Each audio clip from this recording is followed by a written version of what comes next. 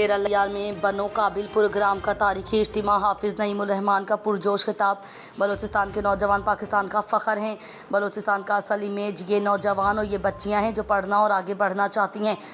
بندوق سے نہیں، علم و ہنر سے دل جیتے جا سکتے ہیں۔ جعفر آباد میں چھوٹی صنعتیں قائم کر کے بے روزگاری ختم کی جائے، پروفیسر ایوب منصور۔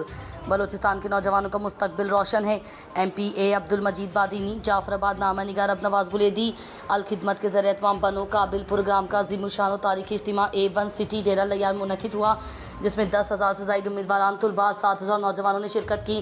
اجتماع سے امیر جماعت اسلامی پاکستان حافظ نعیم الرحمان نے ولولہ انگیز خطاب کرتے ہوئے کہا کہ بلوچستان کے نوجوان ملک کا قیمتی سرمایہ ہیں۔ بنو قابل پروگرام کے ذریعے ہم نوجوانوں کو ٹیکنیکل، IT اور پروفیشنل تربیت دے کر انہیں قابل روزگار اور خود مختار بنائیں گے۔ انہوں نے اپنی پرجوش خطاب میں کہا، میں متقدرین سے کہتا ہوں، جو امیج آپ پیش کرتے ہیں وہ بلوچستان کا امیج نہیں ہے۔ بلوچستان کا اصل چہرہ دیکھنا ہے تو جعفر آباد میں یہاں نوجوانوں کو دیکھو، یہاں کی بچیوں کو دیکھو، یہ پڑھنا چاہتی ہیں، آگے بڑھنا چاہتی ہیں۔ ہم جانتے ہیں کہ بلوچستان پر دنیا کی کئی قوتیں اثر انداز ہونے کی کوشش کرتی ہیں، ان کی نظریں یہاں کے وسائل پر ہیں، وہ پاکستان کو تقسیم اور کمزور کرنے کے ناپاک عزائم رکھتے ہیں، مگر یاد رکھو بلوچستان غیرت مند بلوچوں، پختونوں اور سندھیوں کا خطہ ہے جو پاکستان اور دین اسلام کی محبت کرتے ہیں۔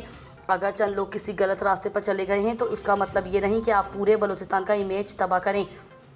ریاست کی بنیادی ذمہ داری ہے کہ وہ بچوں کے سر پر ہاتھ رکھیں، انہیں تعلیم و روزگار دیں۔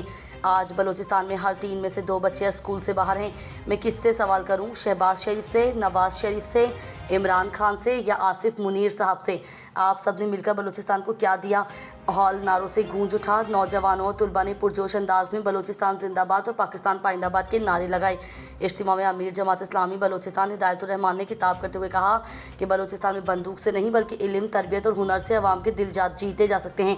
جماعت اسلامی نوجوانوں کو روشن مستقبل دینے کی جدوجہد جاری رکھے گی۔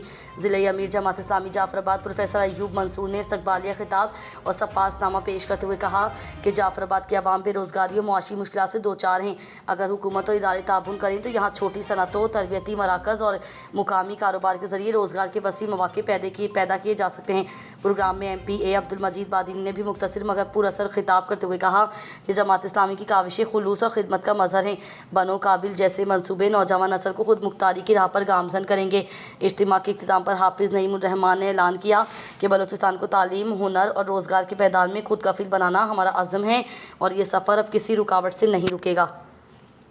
بلوچستان محترم محمد ایوب منصوری صاحب، پروفیسر صاحب، امیر جماعت اسلامی جعفر آباد کے دلوں کی دھڑکن، آپ کا خادم اور خدمت کر کے آپ کے دلوں کا حاکم عبدالمجید بادینی، اور میرے بہت ہی عزیز نوجوانوں، میرے بچوں، بیٹوں، بیٹیوں، السلام علیکم ورحمۃ اللہ وبرکاتہ۔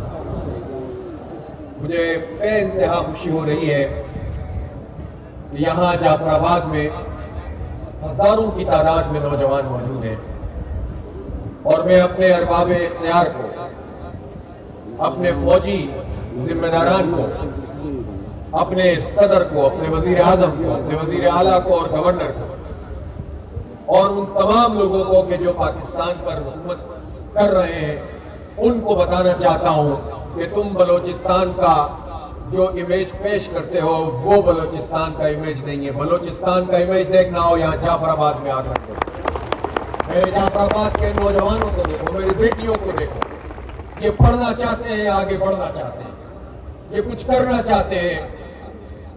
ہم سمجھتے ہیں اس بات کو کہ بلوچستان پر پوری دنیا کی جو قوتیں ہیں وہ اثر انداز ہونے کی کوشش کرتی ہیں، یہاں کے وسائل پر ان کی نظر ہے۔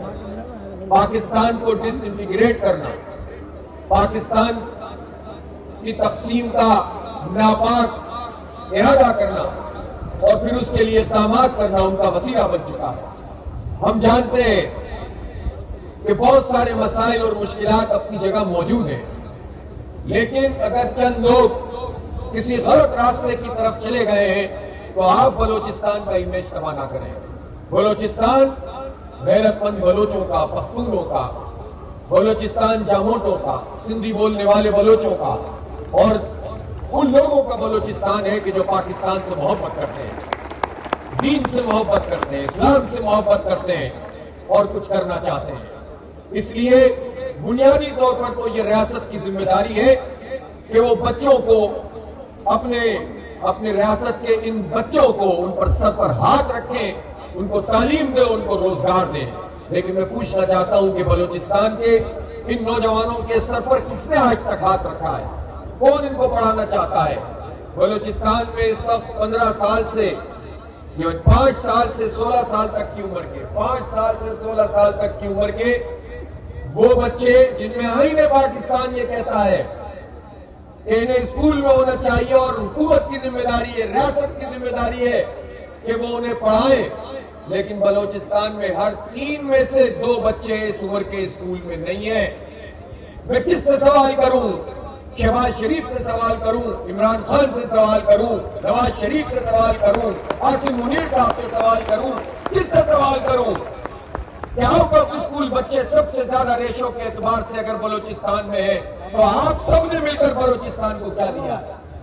آپ ان کو پڑھائیں, آپ ان کو آگے بڑھائیں.